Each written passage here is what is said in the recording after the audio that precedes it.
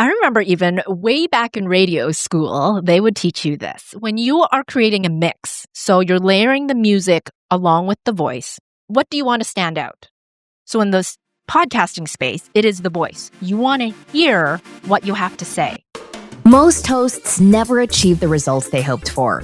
They're falling short on listenership and monetization, meaning their message isn't being heard and their show ends up costing them money.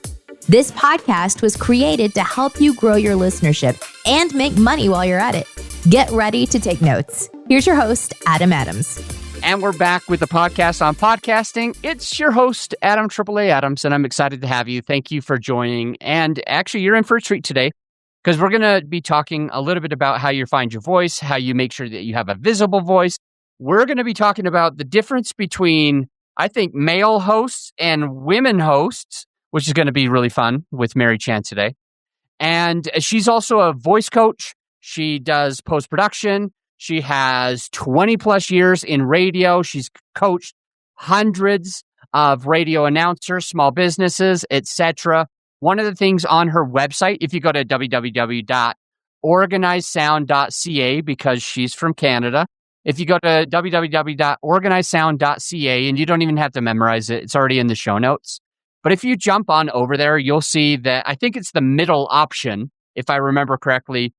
She has voice coaching, and who knows, I actually am wondering if I'm going to need to hire her as a voice coach, because I honestly think that there's a lot of things that you can gain from voice coaching. One of the bad things that I would say that I'm hoping to ask her about is with me, when I wear my headphones all day on Wednesdays, I'm wearing my headphones, and so I actually can't hear myself all that well. So I'm actually projecting my voice a little bit more harshly than even normal. And if you add on top of that, if you add the fact that generally I speak from my throat, but instead of my diaphragm, it really destroys my voice fast. And so I've actually been thinking, if I'm going to be continuing to do these all day Wednesday calls, I'm probably going to have somebody that I sit down with where they say, cut it out, Adam, you're talking from your throat, not your diaphragm, or whatever it is. Maybe I'm enunciating things incorrectly, or whatever it is. I'm excited. We'll probably get into that a little bit today. Mary founded and organized sound production.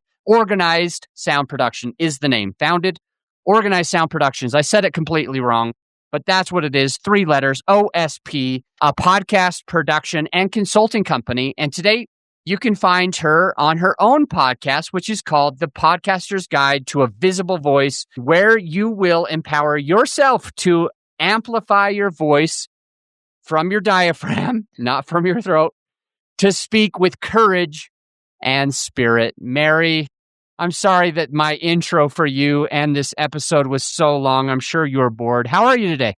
Not bored. That was great. Thank you so much. It was good insight into your own voice experience, too. Yeah, and I think that I'm probably not the only one that goes through those issues. And I hope maybe you can give me some free coaching today while I have you, which actually is one of my favorite things about having a podcast. Yes. Is sometimes you can ask free advice to the best people out there, and you might have normally paid them $200, $300, $600, $1,000 an hour for that coaching, but it seems like you can sneakily. That's a word. Oh, yeah, sneakily. Let's use that as a real word. Grab all of this value, and Mary's not even going to know today that I'm getting this free value from her, so I'm really excited. So a couple things that I want to talk about with you is this idea, first off, of that you and I were talking about in the pre-interview about how I asked you what sets your podcast post-production company apart. And one of the things really it floored me. I wasn't expecting anything like that. You said that you're really good with really bringing out women's voices because they actually need to be edited different or something like that. Can you go into more detail for the listener? Yeah, for sure. So what I mean by that is when I was in radio, even back then, like I was in radio for 20 years before I started this whole podcasting space. And even then, I have always heard women's voices very differently from a man's voice. And it has not really anything to do with confidence or ego or anything like that, but men and women just speak very, very differently, and especially on a conversation. So if we're talking about a podcast episode here where women host, woman guest versus male host or male guest, men and women speak differently. And one of the examples is if you go back in history, long, long in history, men were always the one that made the decisions. And so when they did and when they talked about it, someone had to be a winner. And so a man would say one thing, the other man would say another thing, and they would kind of almost have like a jousting or a duel on who can win the conversation, right? Like who has the best thing to say and who is right. Versus when women have a conversation, they speak more horizontally and they want to convey more empathy and understanding and not have that duel of, oh, I have this is better than what you're saying. And so when women do speak, they do tend to have a lot more what we call filler words or crutch words, where we'll say, or because we're trying to emote that, yes, we're talking about a sensitive subject here, or yes, I understand what you're saying. So we might repeat the same thing you said, or repeat just a phrase, or say, a lot to let you know that we understand what you're saying. We're not trying to interrupt you. We're just having a horizontal conversation versus a vertical. So when I edit a podcast, I do edit it slightly different based on those little nuances. Does that make sense to you? It actually does. It wouldn't have unless I had you to share it. But I do see that, going back in 1600s, 1700s, 1800s. Yeah, back then all in that history. Just kind of thinking as we're coming to where we are, it does feel like many men, and I think I have to be included in this, it's like if we're louder, we have more volume, we have more confidence, if we have more authority, if we're speaking more matter-of-factly, if we're more dominating on the conversation, then we win the conversation. We're the right ones. And unfortunately, I have to admit that I like to be right. So there's a lot to that, and I think it's interesting. I never thought about it so much as a horizontally speaking, repeating the last phrase and kind of like letting the other one speak. I almost want to be the last one to speak. I always want to be the one to give the most advice. Right. I want to be the one who seems smarter, I guess. And maybe you don't always see that with the gender differences. So that is insightful, and I appreciate it. The next topic, if you don't mind me jumping into a little bit of free advice and saving $1,000 right now, what can I do to be better with my voice? From the 10 minutes that you've known me so far, Yeah. What is it that I could do to protect my voice or to maybe even to get across better what I'm looking to get across in an episode? Two things quickly right off the top of my head. So you even noticed before you were talking about how you talk more in your throat versus your diaphragm. And diaphragmatic breathing and speaking is very, very key. So for example, right now you're sitting. And when you're sitting down, you're compressing your diaphragm a lot more. And so, so you have the boom arm. You can move your mic up or down. And I'm not saying that you have to be sitting straight up the whole time and be this stiff person, because when you have beauty in your voice, it is because you are also moving your body. So I tend to love to stand. Standing is a great way to not only use your diaphragm more, but also to be able to move your body, because your voice doesn't just come from your vocal cords in your throat. It comes from the resonance of the vibrations in your skull, in your chest, in your arms, in your entire body. So I tend to love to talk with my hands and really emote that way too. So it's not just a vocal experience. It is a full body experience. And then I tend to hit my microphone sometimes. Which is so weird because I didn't even hear it. She totally just smacked her mic and it sounded like a tiny scratch. That's funny. So here's the thing. So I'm going to try to, just. And first of all, for those who are. Speak for my diaphragm. And those, for if you're listening and you don't know what I'm talking about, diaphragm, what we were mentioning, the diaphragm. So that's a big muscle that's just at the bottom of your rib cage. So when people breathe, people tend to breathe in the chest and raise their chest up. But proper breathing, that's actually quite healthy for you. If you think of it more like a yoga breath, it is in your diaphragm. So it's that little space just below your rib cage and above your belly button. So if you put your hand right there and breathe in, you want that to expand like a balloon. And then when you breathe out, you want to contract your diaphragm so it shrinks like a balloon. And that's when you actually speak. It's when you shrink the diaphragm and that air that comes through your vocal cords, that's how the voice actually happens. Can we practice it for a second before we go into the second thing that you wanted to teach me? Sure. All right. So I've got to breathe in from my stomach. Your diaphragm, and which is then around your stomach, yeah. And then when I want to start talking, I squeeze my abs. Pretty much. Yeah. And how do I take it away from the bottom of my throat where I'm really trying to get the sound from there? Like, how do I mentally think about not putting it from my throat, but kind of taking it? Okay, so then I don't know how to do it. It's not easy for me. No. And by the way, are you standing up right now? I totally are you actually am standing up? Yeah. Okay. Yeah. Okay. Yeah. Huh. Maybe I'll try standing. I know it's going to look weird to anybody who's on YouTube. I'll just try to just stand up and move my mic and move my headphones. I actually do feel a little bit more relaxed now. It's still hurting my throat, probably because I still have my headphones on and I'm still learning. And I've been talking all day already. But it feels a lot more natural now. Yeah, exactly. 100%. There you go. So that's Okay. first step. Second step, how loud are your headphones? Like, what do you hear? Because you were saying that you feel like you need to yell more and project more. Yeah. So my headphones cut out almost all outside sounds from the headphones. And one thing that I do when I'm doing my interviews, and I could probably change it, is my headphones don't hear myself, which is probably a huge mistake on its own. Yes. Yeah. So I don't know how to actually change my system so that I can hear me and you.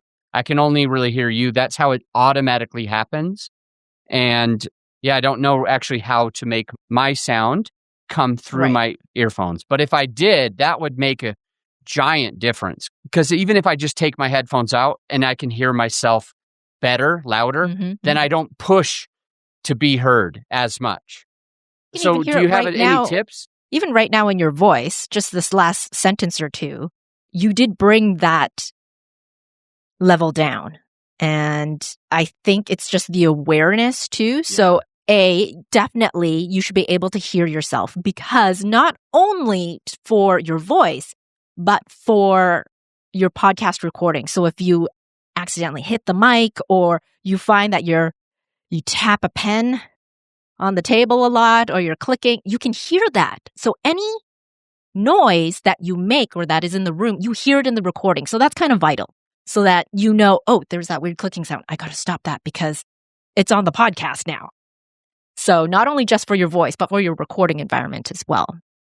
So do you know how to change is it my Zoom settings? Is it my sound settings? Do you know what I have to change? Because I know 100%, Mary, that if you help me with this one thing right now, you're going to be helping thousands of people. Thousands, literally.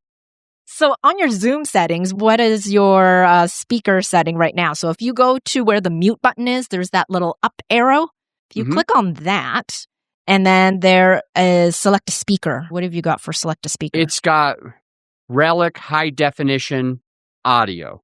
Okay, so that's only the audio that's coming out of your laptop, I would assume your computer. Okay. And I've got a desktop for mine, and I'm hardwired into the internet, by the way, which every podcaster needs to do. Stop using Wi-Fi. Yes. But I'm going to click on this other one that says to Acer something, which I don't even have an Acer, but I'm going to click it and see what happens here. So select a speaker. I'm going to move to that.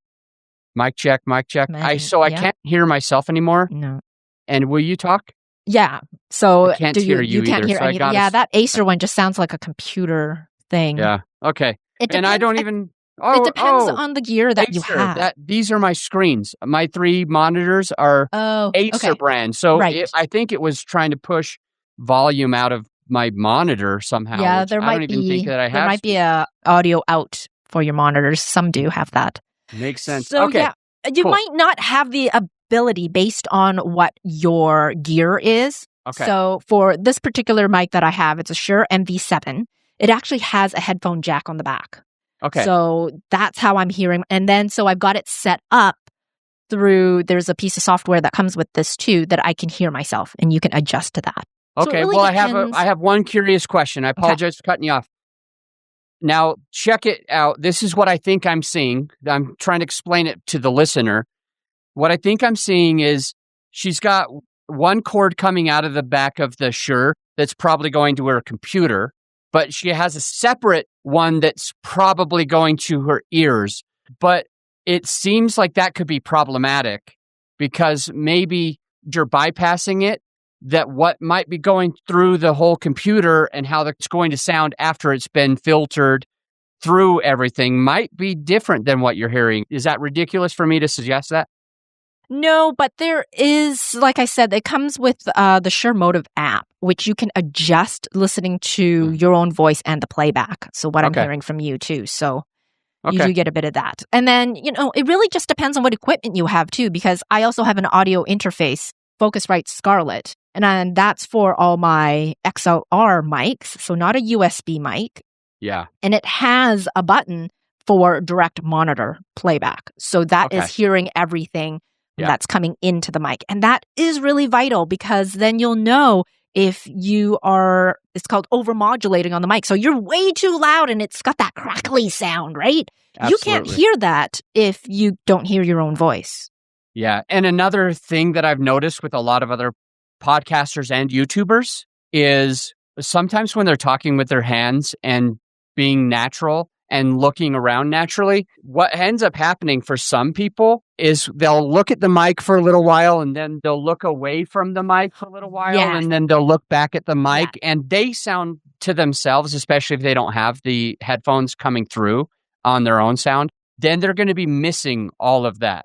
They don't even know that. They're just talking and looking around. Yes. But all of a sudden it's going quiet and less quiet. And the mic that I'm using right now is a directional mic. So you really have to be in front of it if it's going to hear you. And the same thing with my other mic at my other studio, which is a Shure, but it's a different one than yours. It's the old version that Michael Jackson recorded Thriller on. Yeah. That other one, I've got it dialed in so awesome that it only works if you're 2 inches from it. Yeah, if you're right here. And it's similar with my mic too. So sometimes I'll have people, another reason why I like standing is that you have to be right here. When you're sitting, you can then relax, sit back in your chair, and you're talking. And as you can hear, I sound very thin and small and not rich and full like I am right now.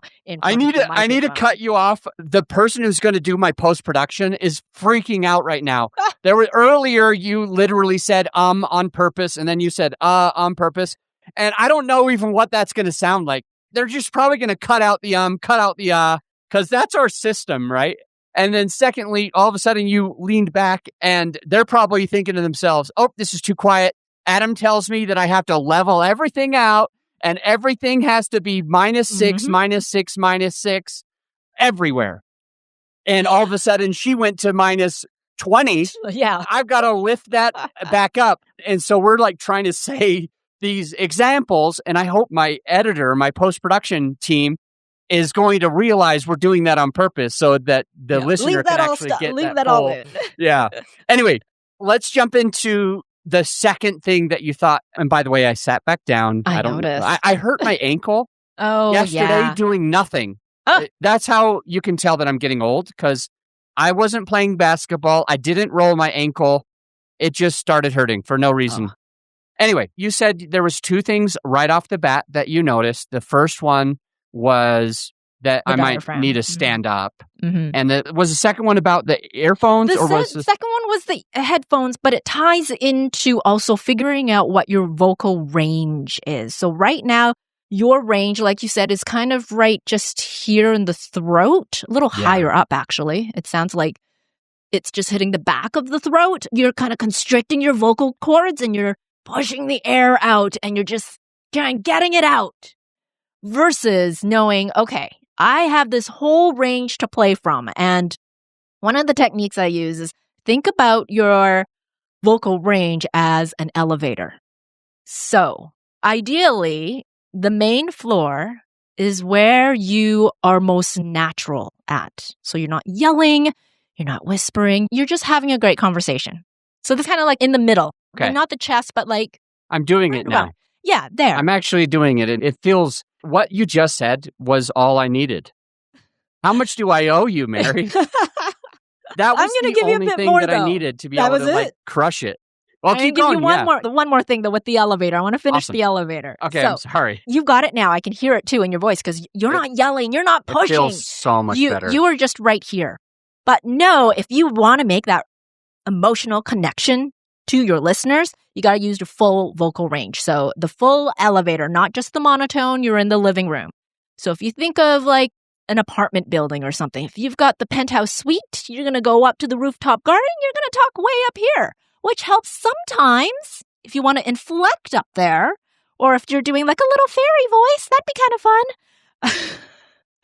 But know that there's all those notes that you can play with and then go down, take the elevator down, like think of your throat, like your Adam's apple. Even women have like a very small Adam's apple. If you just put your hand on your throat there and just swallow, you can feel that move.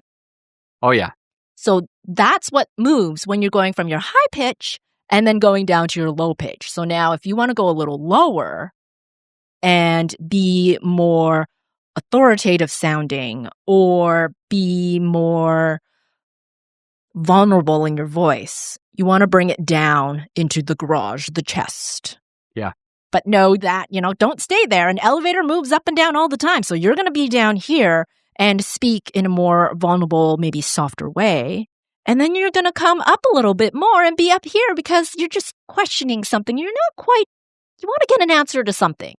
And then when you're having that conversation, you want to come back right into the middle and be yourself and put a smile on your face. That's the last tip I always say. You gotta smile. That is so good. Thank you. You're welcome. I've gotten so much value already. Now that I've gotten my free coaching, I don't know if it's free. Mary, she's going to give me a bill. She's going to be like, send you an invoice at the end of this. I helped you so much. Here's $10,000. All right. I also want to talk about the full listening experience. I took that note because that seemed to be one of the things that I think you said made you separate your podcast from other podcasts. Whereas this podcast right now, it's really focused on just a conversation, a dialogue between you and me, and a little bit of free coaching. But with your podcast, it sounds like you are using elements of music and maybe sound effects and maybe even having part of the interview and then stopping and doing something else. Why don't you share with us a little bit about your take on your podcast and what makes it stand out, what makes it different, in case it helps the listener to do the same. Hey, my friend, as you know, this episode is sponsored by my company, GrowYourShow.com. We want you to be able to have the best tools at your disposal without costing you a whole arm and a leg. So right now you can get a free list of vetted equipment that like mics, mixers, webcams, sound treatment, editing software, everything that you need. I created the whole PDF with direct purchase links just to save you time and money, to help it be more convenient for you. So this free PDF will help you skip all the guesswork. If it's on there, it's vetted and approved by yours truly. And if it's not on there, it's probably not worth the money. So go ahead and get yours at growyourshow.com/PDF. Let's get back into the show. Yeah, so a lot of the podcasts these days is very much like the one we're doing right now. There's a host, there's a guest, and we're talking about knowledge and educating people with a bit of entertainment. And so I thought about that. Wait. A bit of entertainment? Sorry, a lot of entertainment. Okay. So we're entertaining people, we're educating them, and that's all great. That's all well and good. But again, I thought about what you said. What is my differentiating factor? Why create another podcast to add to the almost 2 million at this point in time podcasts that are out there? And so I realized, again, having all that radio experience in the background, the way that I was going to stand out was to create an immersive experience.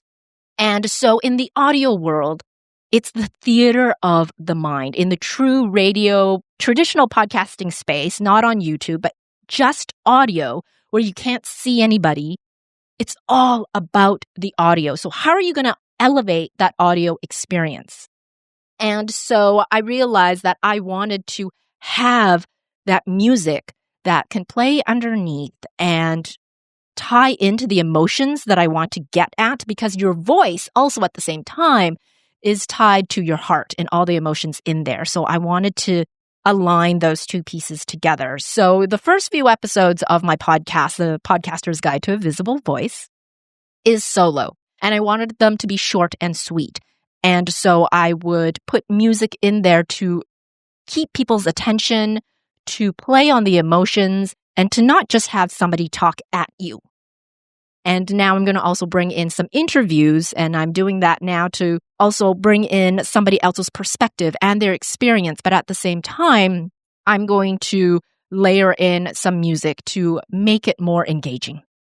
Very interesting. By the way, I'm using my voice way better now. You're going to save my voice on Wednesdays. Generally at the end of Wednesday, people are like, have you picked up smoking recently? Did you go to a concert?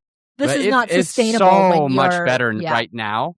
I feel like I should have an interview with you every Wednesday, kind of maybe in the beginning, to just kind of set me in the right pace so that I don't destroy it, because I don't think it's going to happen overnight, but I am consciously thinking about it, and it's so helpful right now. I hope the listener got value out of it as well, so that what I have to pay you, maybe I could get them to pay me. What's that thing called? Royalties. I want royalties. Well, it was actually some website.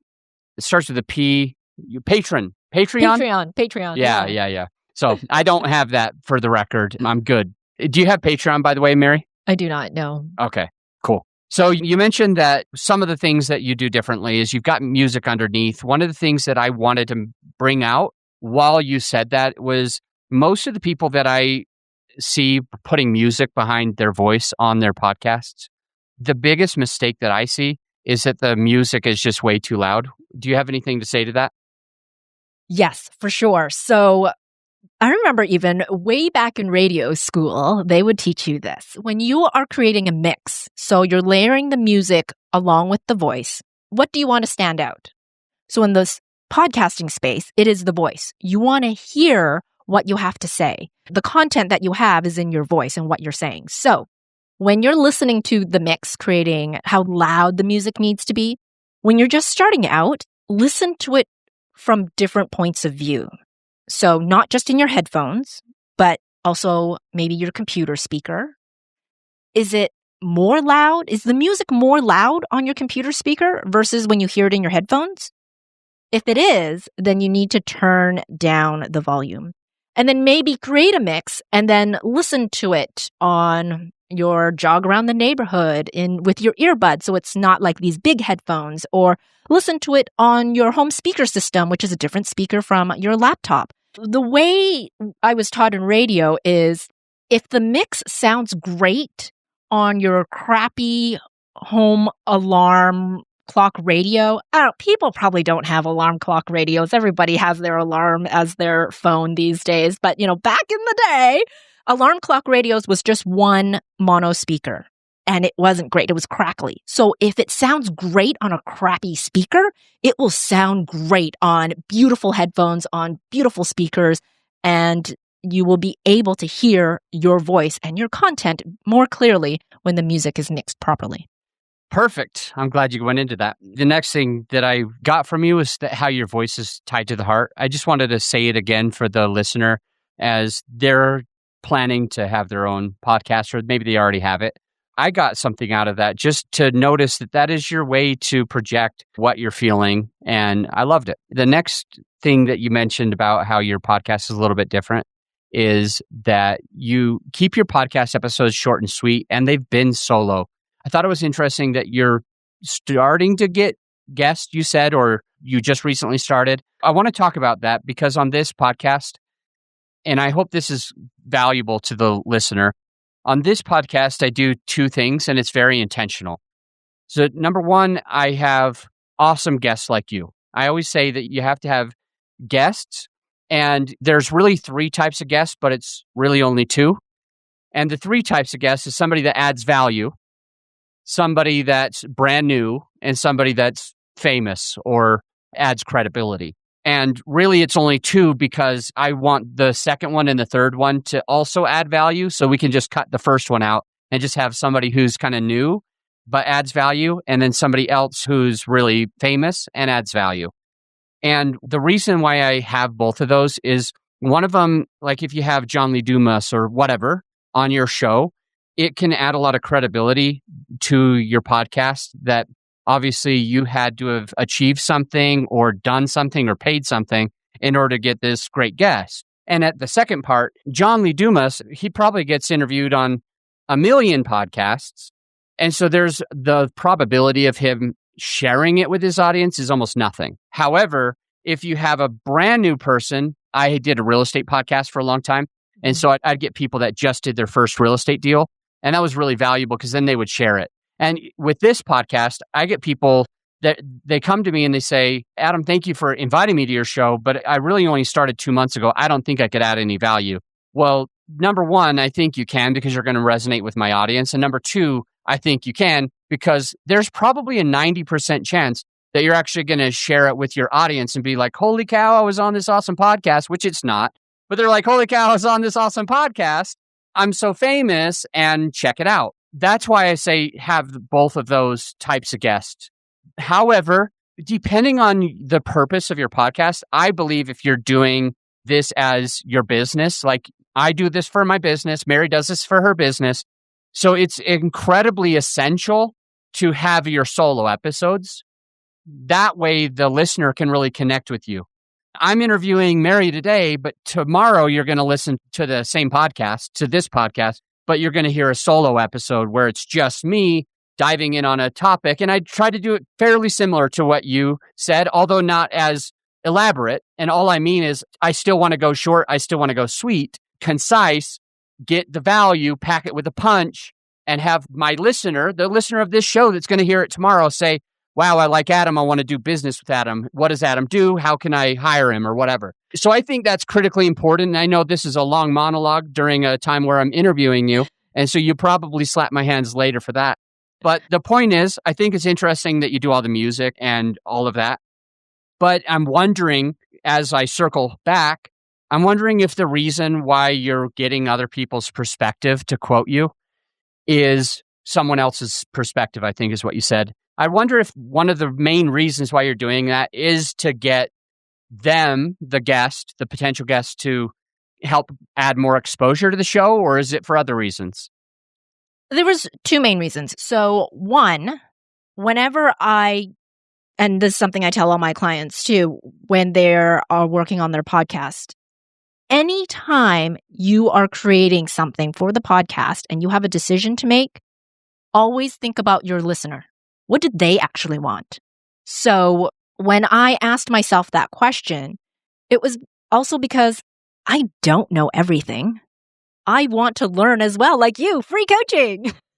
There you go. So by getting interviews, you are expanding your own perspective and you are expanding your own knowledge by learning from somebody else.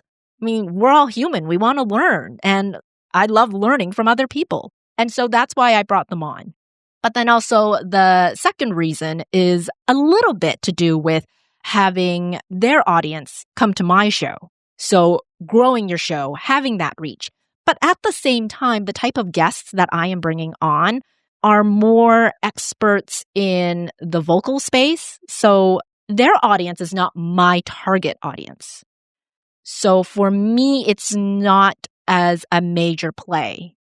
But for a lot of my clients, that is one of the biggest ways for them to grow their show, is when they bring on, say, if you've got a health and wellness business for your podcast, and then you bring on somebody who is a web developer and you interview them, well, those 2 things can come hand in hand, because if you have a health and wellness business and you're coaching other people to create a business, they're going to need to know about websites and development for websites. And those 2 audiences kind of blend together. And it's a bigger impact. Yeah. Well, when you were talking about wanting to make sure that whenever you're trying to make a decision on the podcast, that you want to make sure that you're going in the favor of what the listener wants, that's so critical. And to add on top of that, you started talking about how some of the guests that you're going to have will add a lot of value to your listener, but they don't technically pull in the right target audience. And I think that that's an interesting thing to consider when knowing your avatar, knowing what you're doing this for, knowing who you have as guests. I have definitely seen a lot of mistakes happen in some cases because I really do come from the real estate world. And in fact, maybe more than half, in fact, of the podcast post-production that we do, they're from the investing world. And just because they kind of followed me over, I used to influence there more. And they were like, oh, well, now Adam's doing podcasts. Let's let him help me or whatever. The point is, I do a lot of their post-production and I hear a lot of them asking questions that don't really serve the whole reason why they're doing it. For example, some of them, they do what it's called syndication. It's something that I do. But the point of it is you use these things called private placements where you're able to raise and attract a whole bunch of capital in order to close on like a big apartment building without you having to put all your money. Right. They always tell me the reason that they have their podcast isn't to get coaching clients. That's not their goal. They always tell me that the reason is because they've got to raise millions of dollars. And so how are they going to attract it? They figured that they'll have a podcast. But the biggest problem is that they have people coming onto the show who are adding value to the people operating the deals. So they're never really attracting or adding any value to the person that they actually want because they're just missing that point that you just mentioned. So I think that's huge. There is a fine line. There is a balance. You've got to try to make sure that not that you're adding value to the listener, quote, but that you're adding value to the right listener, to the listener that you want to do business with, for example.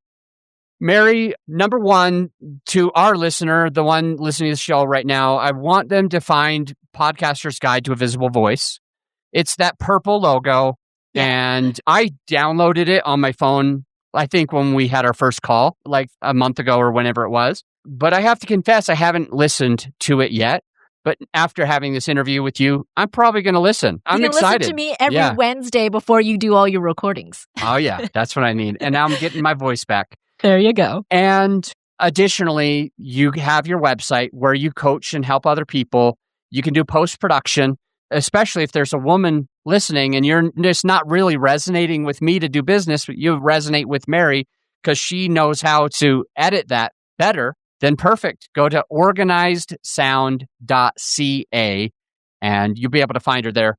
Mary, before we go, is there one or two things that you think that would help the listener if you want to just add a little bit more parting wisdom? Yeah, know that touching back to your voice reveals what emotions that you have. It's part of your heart. Know that. And whenever you do crack the mic and hit that record button, always ask yourself, how do you want your listener to feel before you ever say anything? And then that way too, you'll know, even for yourself, Adam, you'll know if you are projecting too much, yelling too much. Yeah. Because if you do that, you might make me feel like you're just trying to dominate me and, well, maybe I'm going to shut down and not contribute. So how do you want me to feel when you're speaking to me? Awesome stuff. And is there any other socials that you prefer to share, or are these the two best places they can find your podcast or find your website? Those are the two best places, but I also hang out on Instagram or LinkedIn, Facebook. I'm at all those places at Organized Sound Productions. Organized Sound Productions. Have you done that Clubhouse thing yet? I am on Android. I love Android. Okay. So I have not been on Clubhouse because it is very exclusive to Apple users. True. Awesome. I got so much value today. I'm really, really appreciative that you came on the show, and I encourage the listeners to follow you and find you. Thanks for coming on. I'm going to let you go. But to the listener, make sure that you find a way to just grow your influence, grow your brand, and grow your show. Go to growyourshow.com and we will see you next time. You know, I really don't say this nearly enough. I don't mention this and I feel horrible because it's a great resource for you to be able to take your podcast to the next level. And it's simply a free resource that I don't need your email or anything. It's just a podcasting course that I created that is ended up putting in the very first 6 episodes of this podcast. So if you haven't checked it out, definitely going to want to just check out those first 6 episodes, see how they can help you improve your podcast, get in front of more people, and have a better result where you're making more money through the podcast, etc. So much can happen after you listen through episodes 1, 2, 3, 4, 5, and 6. So if you haven't done it, go do it now. And by the way, if you're subscribed, you'll keep hearing more great content. So to those of you who are, I'll see you on the next episode.